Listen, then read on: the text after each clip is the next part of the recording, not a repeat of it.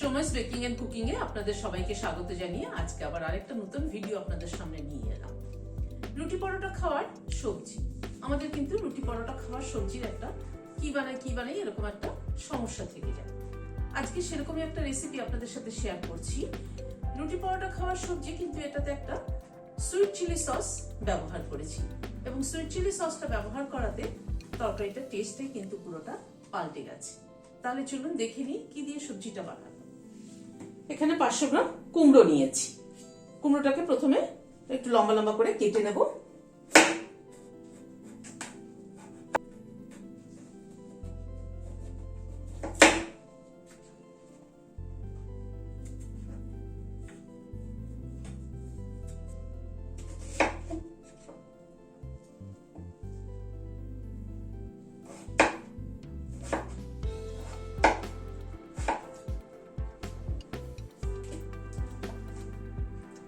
এরকম ভাবে কুমড়োগুলোকে কেটে নিচ্ছি। কুমড়োগুলো কেটে নিলাম, এবার এটাকে সাইডে সরিয়ে রাখছি। এখানে দুটো আলু নিয়েছি, আলুটাকে এরকম লম্বা করে কেটে নেব।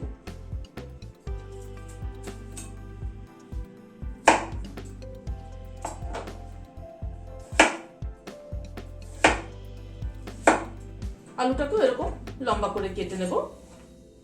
আলুটাকে এভাবে লম্বা করে কেটে নিলাম। এখানে দুটো ডিম বয়েল করে নিয়েছি, ডিমটাকেও লম্বা করে কেটে নেব।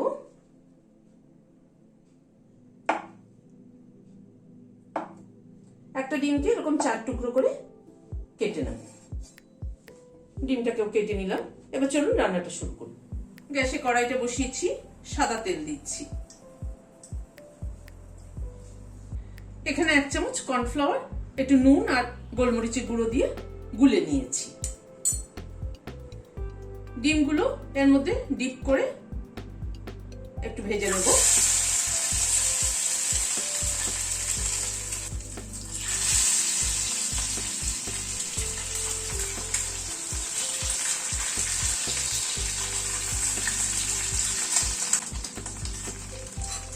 ডিমগুলো হালকা করে ভেজে তুলে নিলাম।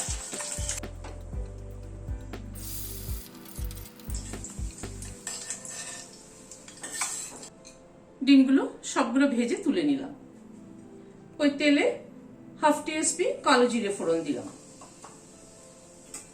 গ্যাসের ফ্লেমটাকে কমিয়ে এই 10 সেকেন্ড মতো অপেক্ষা করব কালো জিরেটার থেকে একটা সুগন্ধ বেরোনো অবধি।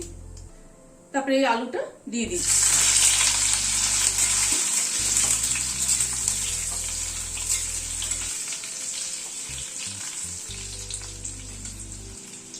গ্যাসের ফ্লেমটাকে একটু মিডিয়ামে করে দিয়ে আলুটাকে একটু ভেজে নেব আগে।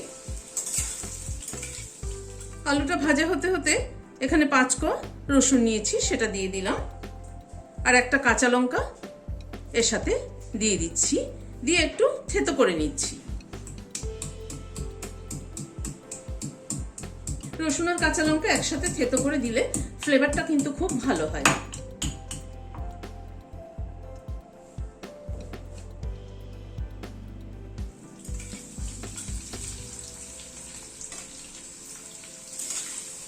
আলুটা এই মিনিট খানেক একটু নাড়াচাড়া করে নিলাম। এবার রসুন আর কাঁচা লঙ্কাটা যে থেতো করে নিয়েছি সেটা দিয়ে দিচ্ছি। কালো জিরের সাথে রসুন কাঁচা লঙ্কা যদি ফ্রাই করা হয় তাহলে কিন্তু দারুণ সুন্দর একটা ফ্লেভার হয়। আর বিশেষ করে কুমড়োর কম্বিনেশনে কোনো তরকারি যদি হয় তাহলে তো কালো জিরে রসুন ভীষণ ভালো খাটে সেটাতে। এবার কুমড়োটা দিয়ে দিচ্ছি।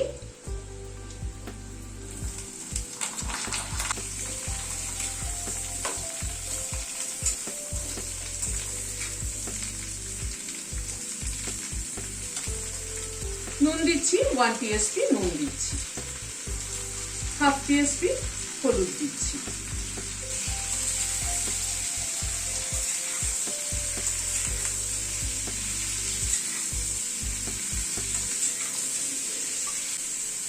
নুন আর হলুদ দিয়ে একটু নাড়াচাড়া করে নিলাম। দিয়ে এবার একটু ঢেকে দিচ্ছি আলু কুমড়োটা একটু সেদ্ধ হওয়ার জন্য। গ্যাসের ফ্লেমটাকে মিডিয়ামে করে রাখলাম। এই 2-3 মিনিট মতো একটু ঢাকা ছিল।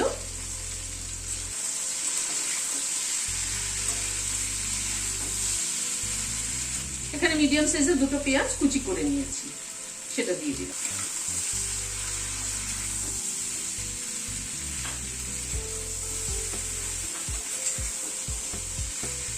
পেঁয়াজটা দিয়ে একটু নাড়াচাড়া করে নিচ্ছি। পেঁয়াজটাকে হালকা একটু ফ্রাই করে দেব।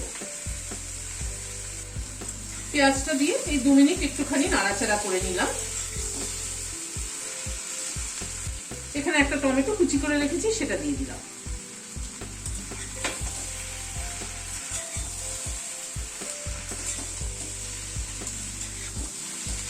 টমেটোটাও একটু কষিয়ে নেব।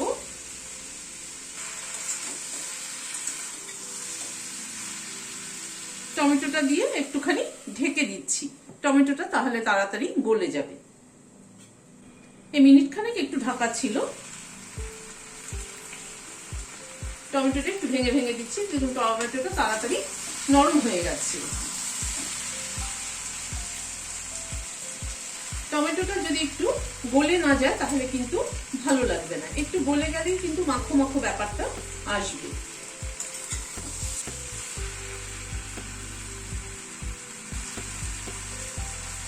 ওয়ান টিস্পুন গোলমরিচের গুঁড়ো দিয়ে দিলাম।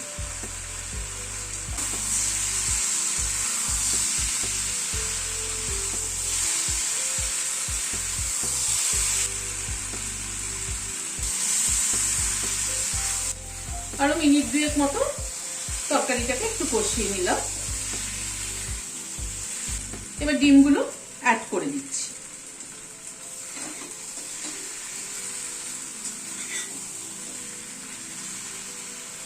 আর এই তরকারিটা যেটা মেইন উপকরণ সেটা হলো সুইট চিলি সস। এই সুইট চিলি সস 2 চামচ অ্যাড করে দিলাম। এটা অ্যাড করাতে পুরো তরকারিটার টেস্টটাই কিন্তু পাল্টে যায়। যেহেতু সুইট চিলি সস দিলাম সেই জন্য আমি আলাদা করে আর চিনি দিলাম না। একটু দেখে নিই নুন মিষ্টিটা ঠিক আছে কিনা।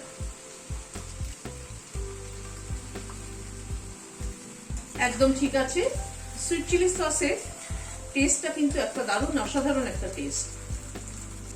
2টো কাঁচা লঙ্কার মাথাটা চিড়ে দিয়ে দিলাম। এটা দিলাম কাঁচা লঙ্কাটা খালি ফ্লেভারের জন্য। দিয়ে গ্যাসটা বন্ধ করে দিয়ে ঢেকে দিচ্ছি স্ট্যান্ডিং টাইম 5 মিনিট, কাঁচা লঙ্কার ফ্লেভারটা অ্যাবজর্ব হওয়ার জন্য। অত্যন্ত সাধারণ উপকরণ দিয়ে একটা রুটি বা পরোটা খাওয়ার সবজি, দারুণ টেস্টি একটা তরকারি। আপনারা বানিয়ে দেখবেন, ভীষণ ভালো লাগে খেতে। তরকারিটার মধ্যে ডিমগুলোকে একটুখানি কর্নফ্লাওয়ারের গোলায় ডুবিয়ে ভেজে নিয়েছি এই কারণেই, তা না হয়তো ওইভাবে কেটে ডিমগুলো যদি তরকারিতে দেওয়া হয় তাহলে কিন্তু পুরো ভেঙে যাবে, পুরো মিশে যাবে। কর্নফ্লাওয়ারে ডুবিয়ে ওই জন্য একটুখানি ভেজে নিয়েছি। আর কুমড়োটার সাথে কিন্তু সবসময় দেখবেন কুমড়োর সাথে কিন্তু রসুন, কাঁচা লঙ্কা এবং কালো জিরে এই 3টের কম্বিনেশন কিন্তু ভীষণ ভালো যায়, আর তাতে কিন্তু ফ্লেভারটাও ভীষণ ভালো হয়। আর লাস্টে সুইট চিলি সস ব্যবহার করাতে পুরো তরকারিটার টেস্টই পাল্টে গেছে। এভাবে বানিয়ে দেখবেন রুটি পরোটা খাওয়ার জন্য, আমার মনে হয় ভালো লাগবে। যদি ভালো লাগে তাহলে রোজকার মতো আজ আবার বলছি, লাইক শেয়ার করার অনুরোধ রইল। আর যারা এখন আমার চ্যানেলটি সাবস্ক্রাইব করেননি প্লিজ সাবস্ক্রাইব করুন। পাশে যে বেলের সিম্বলটা আছে সেটা কিন্তু অবশ্যই প্রেস করবেন, যাতে আমার পরবর্তী ভিডিও নোটিফিকেশন আপনাদের কাছে আগে পৌঁছে যায়। আজ তাহলে এখানে শেষ করছি।